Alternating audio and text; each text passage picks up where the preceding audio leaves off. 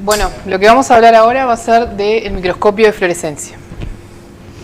La idea de esta clase es que puedan entender cuáles son los componentes que tiene el microscopio de fluorescencia, que entiendan también cuál es el compromiso que tiene que haber entre el brillo y el contraste para obtener buenas imágenes en el microscopio de fluorescencia, y sobre el final también vamos a hablar un poco del crosstalk o entrecruzamiento que existe entre los espectros de los fluorocromos que vimos recién. La idea es que después de esta clase ustedes se puedan sentar en el microscopio y puedan identificar cuáles son los componentes principales que de alguna forma van a cambiar con respecto a los del microscopio de luz transmitida que hemos visto hasta ahora. Es los filtros, el escudo de filtros que les voy a mostrar ahora, el lente objetivo y la fuente de luz. También al final de esta clase deberían ser capaces de poder elegir de forma correcta qué objetivo y qué filtro debería yo poner en el microscopio para poder aprovechar al máximo el brillo y el contraste en mi muestra. Y sobre el final también vamos a ver esto que les contaba del crosstalk, que es el entrecruzamiento que puede existir en los espectros de excitación y de emisión, y entonces poder entender cuáles son los controles o las imágenes controles que tendríamos que obtener en mi experimento para poder estar trabajando correctamente, ¿sí? Bueno, todas estas microscopías, estas técnicas que hemos visto de microscopía hasta ahora, y junto con esta también, con la microscopía de fluorescencia, son microscopías que se dice que son de campo amplio, ¿sí? Esto que dice acá Whitefield, ¿sí? O sea, que esto quiere decir que de forma total o parcial estamos iluminando toda la muestra al mismo tiempo. Y además también se dice que esta microscopía, la microscopía de fluorescencia, es también de epifluorescencia. Se dice que es epifluorescencia porque tanto en un microscopio directo como en un invertido, la luz siempre viene desde arriba de la muestra. ¿Tá? En el microscopio invertido, acuérdense que nosotros invertimos la muestra, entonces no importa si es directo o invertido, la luz siempre viene desde arriba. Y además la fuente de iluminación, la lámpara, que vamos a hablar después a lo largo de la clase, también está siempre desde arriba. Una característica importante de la microscopía de fluorescencia es que ahora el condensador que veíamos hasta ahora, que utilizamos para hacer la alineación de Kohler, en este tipo de técnica no lo vamos a usar. En realidad lo que pasa acá en la microscopía de fluorescencia es que el lente objetivo actúa como condensador de la luz. ¿Sí? ¿Se acuerdan que condensar es concentrar la luz en el punto de foco en la muestra? Entonces, en teoría, es como que la parte de abajo de un microscopio directo y la parte de arriba del microscopio invertido no la vamos a usar. ¿Se dan cuenta? O sea, la parte superior en el caso del invertido y la de abajo en el directo contenía los elementos para la iluminación de luz transmitida. Y ahora en esta otra técnica, donde ahora la luz no es transmitida, sino que se refleja, también eso es importante, se habla mucho de luz reflejada. Esta es una técnica de luz reflejada. ¿Sí? No la vamos a usar. Solo vamos a usar la porción superior o inferior, dependiendo qué tipo de microscopio tengamos. Bueno, a través de este tipo de microscopía se obtienen imágenes como esta, ¿sí? Que estas son dos células, fibroblastos, en donde tenemos teñidos, digamos, el ADN en azul, y se ve la actina, los filamentos de actina en verde. Como ven, esta técnica tiene ventajas que están a la vista, que es que tenemos un buen contraste, ¿sí? Porque tenemos una marcación brillante en un fondo oscuro. Eso nos da mucho contraste. Y también mucha especificidad, porque nosotros podemos marcar específicamente cualquier proteína o estructura que querramos, por ejemplo, en una célula. Tiene algunas desventajas que estuvimos viendo un poquito ahora con Majo en la clase anterior, que es que la muestra, de alguna forma la fluorescencia se va deteriorando con la iluminación. Cuanto más la iluminemos, esa fluorescencia se puede ir perdiendo con el photobleaching que estuvimos viendo. Y además también, si bien es una técnica que tiene la ventaja de que se puede usar en células vivas, en muestras vivas o fijadas, en realidad en las muestras, en las células, en los organismos vivos, también puede generar fotodaño. ¿Tá? Y eso es algo de lo que vamos a hablar en la última clase con Paola, que les va a contar un poco qué pasa con los organismos vivos si son expuestos a grandes cantidades de luz. Para poder repasar un poco cómo es el camino óptico de la luz, acá les traje un esquema del microscopio directo o invertido. Básicamente va a pasar lo mismo, pero está como invertido. Tenemos una fuente de iluminación, que era una parte importante del microscopio, que dependiendo qué luz tengamos, vamos a tener diferentes partes del espectro. En general siempre el rango es bastante amplio, entonces esa luz es de color, si tenemos muchas longitudes de onda, blanca. Ahí va. Esa luz blanca va a pasar por una serie de filtros, ¿sí? Primero va a pasar por un filtro de excitación. Ese filtro de excitación, como ven acá en el dibujo, solamente va a dejar pasar un rango de longitudes de onda. En este ejemplo que está acá, por ejemplo, es luz azul.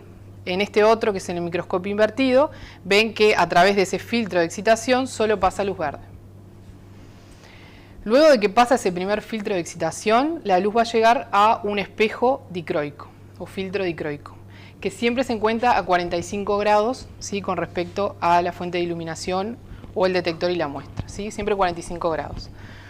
Y ese filtro es un filtro especial que está diseñado para reflejar la luz de excitación hacia la muestra, tanto en el sistema directo como invertido, y como ven deja pasar otra luz, que es la luz de emisión que viene de la muestra, ¿sí?, y que esa va hacia el detector. Luego de que entonces la luz de excitación se refleja en el espejo dicroico y va hacia el objetivo, donde se condensa y llega a la muestra, la muestra, si tiene fluorocromos, va a emitir luz, ¿no?, como habíamos visto. Siempre esa luz, como vieron en el dibujo de los espectros, siempre va a ser una luz de mayor longitud de onda, ¿tá?, porque se pierde energía y siempre tenemos una mayor longitud de onda en la emisión. Esa luz de emisión va a ir para todos lados, pero yo voy a captar la que colecta mi objetivo, de acuerdo a su cono. ¿Se acuerdan la apertura numérica? Captamos luz. Esa luz va a subir, ahora va a pasar a través del espejo dicroico y va a llegar a un filtro de barrera o filtro de emisión, que es este que se encuentra acá. Y ese tiene una función muy importante, que es lo que vamos a estudiar ahora en la clase, que tiene que ver con dejar pasar el rango de longitudes de onda de emisión de mi fluorocromo que estoy observando, y además tiene la misión, digamos, de bloquear cualquier luz de incidencia, cualquier luz que venga, por ejemplo, de la lámpara de excitación. Y ahora vamos a ver bien por qué. Y esa luz de emisión, entonces, que fue filtrada, digamos, nuevamente, llega al ocular, al detector, que puede ser el ocular o una cámara. ¿Sí? ¿Quedó claro el camino? Entonces, en esta charla les quería contar cuáles eran las partes importantes del microscopio de fluorescencia que determinan que esta técnica se dé y que se dé de forma bien, que la hagamos de forma bien. Entonces vamos a hablar de los filtros, de los cubos de filtros, los objetivos, la fuente de iluminación y los detectores, que es otra de las partes importantes que le vamos a hablar en la clase que viene, ¿sí?, con Bruno. Empecemos por los cubos de fluorescencia. Entonces yo les traje acá un cubo de fluorescencia, que ahora les cuento por qué me pongo guantes, que está acá, ¿sí? ¿Lo ven? Este es el famoso cubo de fluorescencia, que está compuesto básicamente por 3 filtros. ¿Se acuerdan los filtros que les mostré antes? En realidad están contenidos en estas estructuras de aluminio que se llaman cubos de fluorescencia, ¿sí?, o cubos, o filtros de cubos, cubo de filtros, perdón. Y entonces ahí tenemos un filtro de excitación, que es este que está acá, un espejo dicroico que está dentro a 45 grados y un filtro de barrera o de emisión, que es el que lleva la luz después hacia la muestra, hacia el detector, la emisión. Entonces, ¿cómo estaría este filtro, este cubo en el microscopio? Estaría a esta altura, ¿no? Entonces ahí tienen la lámpara, tenemos el filtro de excitación que va a seleccionar un rango de longitudes de onda. Esto es un microscopio invertido, entonces la muestra está, el objetivo está por debajo, el filtro está abajo también, refleja, va hacia la muestra y la emisión después vuelve a través del espejo dicroico y a través del filtro de barrera o el filtro de emisión, llegando al detector. ¿Sí? En esta animación, tutorial que ustedes pueden acceder después, me pareció que estaba bueno porque les muestra un poco por dentro cómo podemos hacer para ir cambiando esos cubos, ¿sí? Porque nosotros en nuestro microscopio podemos tener diferentes filtros de cubos de filtros, me sale al revés, perdón, cubos de filtros donde podemos elegir diferentes longitudes de onda, ¿sí? Ahora si hacemos un zoom en esa parte, podemos entender bien cómo es el camino de la luz de excitación que va hacia la muestra y cómo de la muestra la emisión regresa y va entonces hacia el sistema de detección, que pueden ser cámaras en diferentes puertos o nuestros ojos.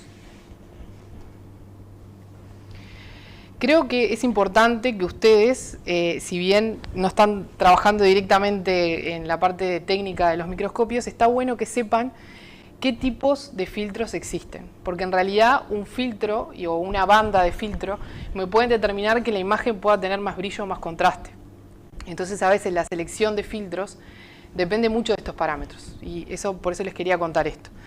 Existen básicamente como 4 tipos de filtros. Están los short pass, que es como son los pasa corto, digamos, que dejan pasar longitudes de onda cortas, ¿sí? Más bien las azules, las violetas.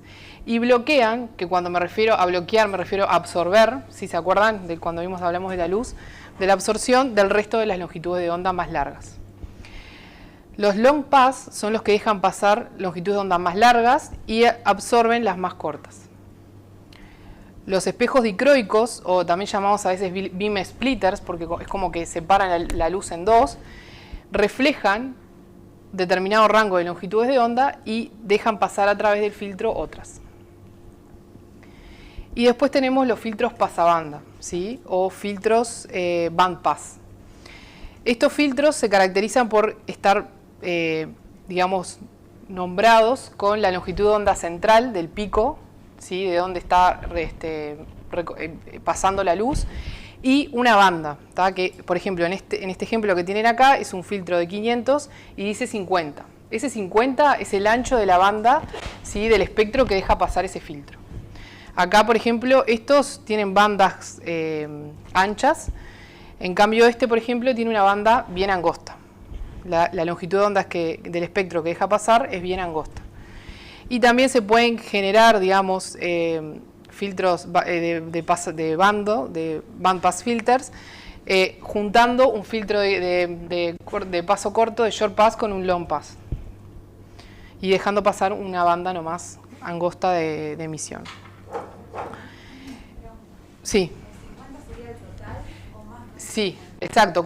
La nomenclatura de los filtros es la longitud de onda central del pico y después tenés 50, que es toda la banda. Eso quiere decir que son 25 y 25 de cada lado. ¿Tá? Y eso nos da una idea del ancho de esa banda, del espectro que deja pasar ese filtro. ¿Quedó claro eso? Bueno, y como les comentaba, sí.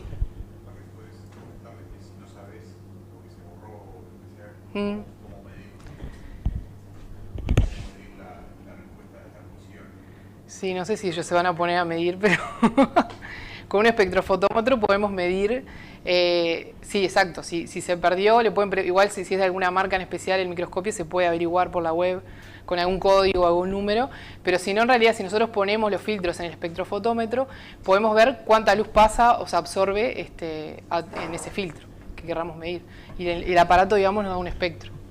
Y se puede volver a tener estas gráficas, digamos. Que no dije, perdón, pero es transmitancia en función de la longitud de onda. Entonces, en este tipo de gráficos que están acá abajo, que en general cuando uno compra un filtro, la datasheet te trae como esta gráfica muchas veces, tiene justamente el filtro de excitación, está representado por este pico que está acá. Después tenemos el filtro de emisión, que es el que está acá en línea punteada. Y aparece siempre otra gráfica, digamos, que es ¿qué vendría a ser esto? Ahí les dije, el espejo dicroico, ¿no? Que lo que está haciendo es reflejando este tramo del espectro y dejando pasar este. Estos dos acá son ejemplos de que le está mostrando después un filtro de emisión. Lo que pasa es que son en diferentes longitudes de onda. Estos filtros están contenidos en los que llamamos los cubos dicroicos, ¿no? Que les mostré antes. ¿Se entiende esta gráfica de acá abajo? ¿Qué representa? Igual ahora vamos a ver otra, capaz que se entiende más. ¿Cómo están diseñados esos cubos? Están diseñados para que los filtros de excitación o de emisión correspondan o se correspondan en el espectro con el espectro de excitación y de emisión de mi fluorocromo. O sea, están diseñados, por ejemplo, este juego de filtros de excitación y emisión está diseñado para que deje pasar siempre el pico de excitación del fluorocromo para el cual fue diseñado y deje, a su vez, el filtro de barrera coincida con el pico de emisión del fluorocromo. ¿Sí? ¿Se dan cuenta? Esta es los espectros de excitación y emisión del fluorocromo y estos son los espectros de transmisión y absorción de los filtros. ¿Sí? Porque veo las caras y más o menos. ¿Se entiende? ¿Sí, sí?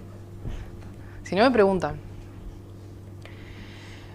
Bueno, y la mayoría de de los fabricantes de los filtros, en general siempre muestran la transmitancia de ese filtro, o sea, cuán eficiente es un filtro en transmitir longitudes de onda. Y acá les quería contar un poco de la importancia que tienen estos filtros de barrera o filtros de emisión, que como les contaba, dejan pasar las longitudes de onda de emisión del fluorocromo, pero también tienen la función importante de bloquear la luz de la lámpara, porque en realidad la luz de la lámpara de excitación es 1.000.000 de veces más brillante que la luz de emisión de mi fluorocromo. Entonces, si solamente un 1% pasa y llega a mi sistema de detección, ya eso es 1000 veces más brillante que mi fluorocromo, que la luz que pueda emitir mi fluorocromo de mi muestra. Entonces, no lo voy a poder ver nunca. Entonces, por eso es importante la función que tienen estos filtros de bloquear a través de la absorción de las otras longitudes de onda que no son las específicas de emisión del fluorocromo que estoy queriendo ver. La transmisión implica eso, es una medida en porcentaje de cuánta luz pasa a través del filtro con respecto a toda una cantidad de luz incidente en ese filtro. Esa es la medida de transmisión. En cambio, la densidad óptica, que ese es un parámetro que tendríamos que mirar siempre cuando tenemos o compramos un filtro, nos da una idea de qué capacidad tiene ese filtro de absorber, ese elemento óptico tiene de absorber luz. ¿tá? Se mide por unidad de distancia para una determinada longitud de onda. Y ven que en la fórmula en realidad justamente son dos cosas distintas y un error que a veces cometemos es tratar de inferir qué capacidad de bloqueo tiene un filtro a través de la curva de transmisión. En realidad la densidad óptica es el menos logaritmo de la transmitancia, entonces, de la transmisión, entonces no es correcto hacer eso. ¿Y qué medida nos da la densidad óptica? Tenemos medidas que se miden en una escala del 1 al 6 y en realidad, por ejemplo, que tengamos un valor de densidad óptica de 1 nos quiere decir que estamos transmitiendo el 10% de esa luz. ¿sí? Si nosotros medimos, como les mostraba, cómo se calculaba antes la transmisión, como que esto sería una medida de que cada 10 fotones que llegan al filtro, solamente uno pasa. ¿tá? Eso nos da un 10% de transmisión, entonces un bloqueo del 90%. Si tenemos densidad óptica de 6, que sería lo ideal de tener en las longitudes de onda donde nosotros no queremos captar, o sea, queremos que las bloquee porque vienen de la lámpara, eso implica que cada 1.000.000 de fotones que vienen, uno solo pasa. Eso nos da una eficiencia de 0.001% de transmisión, o sea, un 99.999% de bloqueo. Y eso es lo que nosotros queremos, ¿no? Entonces, si miramos las gráficas de transmisión y densidad óptica de este filtro, por ejemplo, que es 470 con una banda de 40, vemos en la transmisión que, bueno, esto nos indica que en este rango de longitudes de onda tenemos una eficiencia del 95% de transmisión de ese filtro. Cuando miramos la gráfica de densidad óptica, lo que vemos es que justamente, como es la densidad óptica es máxima en las longitudes de onda en las cuales no está el rango de espectro que yo quiero colectar de la emisión, que es casi cero, y aquí, que quiere decir que esto sí se transmite, que esto no se bloquea, y esto sí se está bloqueando, el resto sí se está bloqueando. Este es un filtro muy bueno, pero en realidad puede pasar a veces de que esos filtros no sean tan buenos bloqueando longitudes de onda. Entonces, si nosotros miramos las curvas de transmisión, vemos que, por ejemplo, esta verde es bastante buena transmitiendo en todo este rango. Pero si vemos la de bloqueo, la densidad óptica, vemos que en realidad esta curva, tanto en el caso del filtro este verde como el celeste, es más angosta esa curva. Entonces quiere decir que este tramo de longitudes de onda que están aquí, en realidad, por más que están siendo transmitidos, están siendo bloqueados también. Entonces no tenemos todo el rango a veces que sí está queriendo transmitir el filtro, si solo vemos la curva de transmisión. Tenemos que ver también qué es lo que está bloqueando. Bueno, y ahora para entender un poco más el compromiso que existe entre el brillo y el contraste, que lo estuvimos viendo también un poco con Max y cuando nos habló de los objetivos y cómo funcionan, les quería mostrar esto, que en realidad esto que tiene acá es una curva donde se ve, dos curvas, donde se ve el brillo y el contraste relativo en función del ancho de banda de los filtros. Entonces, cuanto mayor es el ancho de banda de un filtro, ¿eso qué va a pasar? Va a llevar a que el contraste cada vez disminuya más, pero aumenta mucho el brillo. ¿Sí? Si nosotros graficamos esto, en realidad llega un punto donde en realidad se cruzan estas curvas que nos indicarían cuál sería el ancho de banda del filtro que estamos viendo, en donde se prioriza de la misma forma brillo y contraste. O sea, cuál sería el ancho de banda ideal para poder balancear brillo y contraste en una imagen que queramos sacar con ese filtro. Rangos de emisión de los filtros más pequeños van a mejorar el contraste. En cambio, bandas más grandes van a mejorar el brillo. Pero ahora, con respecto a esto último, hay que tener cuidado porque si un filtro de excitación tiene una banda muy grande, estoy dejando pasar mucha luz y eso puede favorecer el photobleaching. Acá les traje un ejemplo concreto con 3 sets de filtros de la proteína fluorescente FIT-C, ¿sí? El fluorocromo FIT-C. Y, por ejemplo, en este caso tenemos en azul, digamos, y en rojo están los espectros acá de excitación y emisión del FIT-C. Y este rectángulo que ven acá es justamente el espectro de los filtros, ¿sí? En azul tienen el espectro de excitación del filtro de excitación y este es el de emisión, la transmisión del filtro de emisión en rojo. Entonces, estos filtros tienen 40 nanómetros de ancho, ¿no? Y según el cálculo de la empresa, esto justamente nos da un contraste y un brillo al 100%. O sea, el 40 nanómetros es el ancho de banda calculado para lograr un balance correcto entre brillo y contraste. En cambio, si ahora yo en mi set de filtros cambio esos filtros y pongo unos filtros de excitación y emisión que tienen una banda un poco más ancha, 50 nanómetros, ahí yo voy a estar favoreciendo el brillo, porque estoy captando más cantidad de fotones, más luz. De excitación y de emisión, ¿no? En cambio, si esos filtros los hago más angostos, o sea, en vez ahora de 50 lo bajo a 30, estas bandas son más angostas y estoy favoreciendo el contraste, ¿sí? en mi muestra. Y justamente una acotación que quería hacerles acá es que si tenemos filtros de excitación más angosta, en realidad estamos justamente evitando el photobleaching, ¿sí? Porque estamos excitando con menos cantidad de fotones la muestra. Estamos dejando pasar menos luz. Bueno, aquí es otro esquema para que vean. Ven que acá tienen el espectro de excitación del fluorocromo en rojo. En blanco está el espectro de emisión. Y, del filtro de excitación y el filtro de emisión. Y en amarillo está el espectro del filtro dicroico.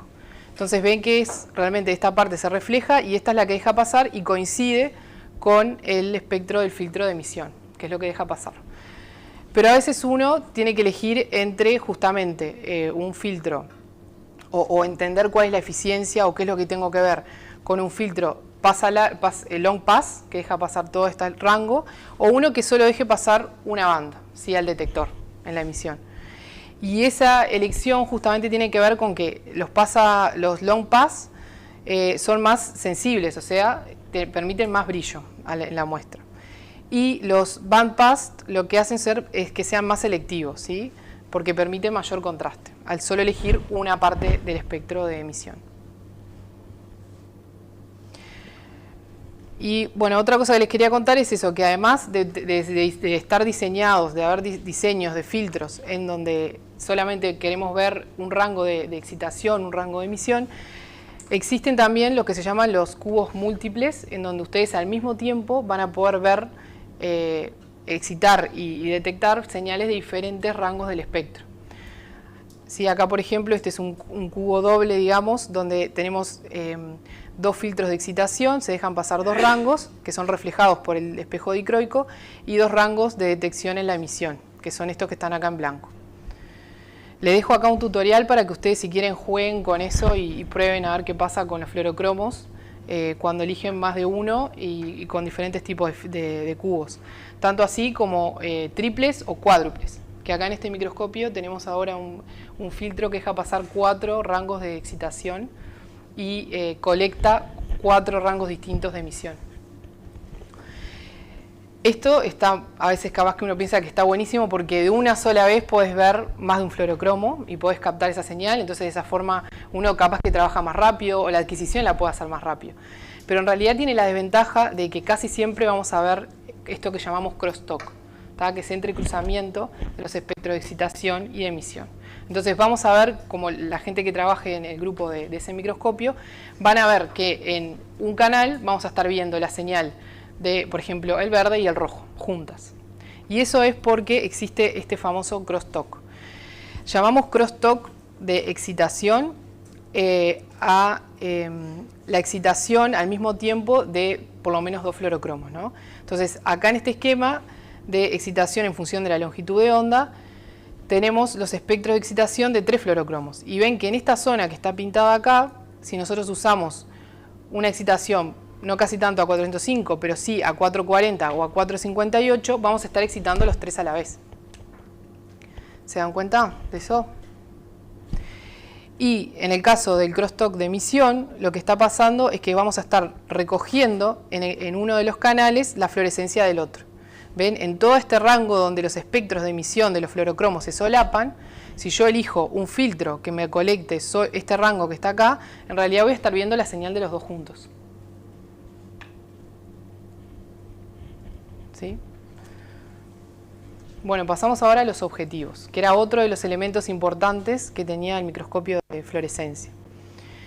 Como ya estuvieron viendo con Maxi en la clase de objetivos, ya vieron que los objetivos se caracterizan por tener diferentes aperturas numéricas. Y cuanto mayor es la apertura numérica, ¿qué pasaba?